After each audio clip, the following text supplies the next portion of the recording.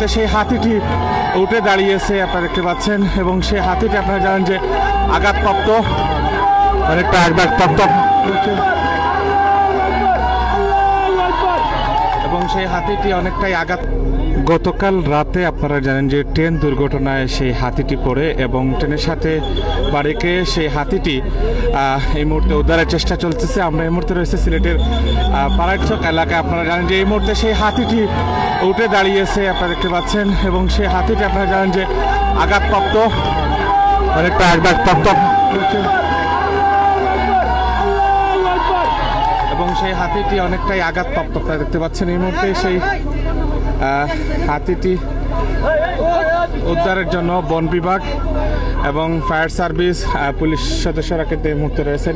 দর্শক, আমরা এই মুহূর্তে রয়েছে সিলেটের সিলেট ফেঞ্চিগঞ্জ সড়ক, আঞ্চলিক মহাসড়ক। আপনারা জানেন যে আঞ্চলিক মহাসড়কের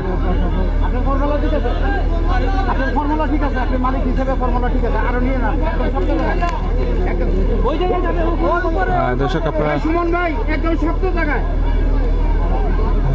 এবং হাতিটি আঘাতপ্রাপ্ত। আপনারা জানেন যে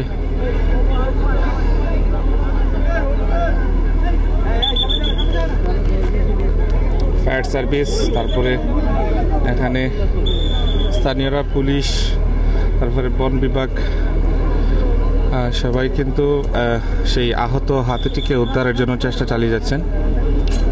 এবং গতকাল রাতে আপনারা জানেন যে গতকাল আমরা যতটুকু জানতে পেরেছি, গতকাল রাতে আপনারা জানেন যে পাশে কিন্তু রেললাইন রয়েছে এবং সে পারাপারের সময় আঘাতপ্রাপ্ত হয় আমরা জানতে পেরেছি।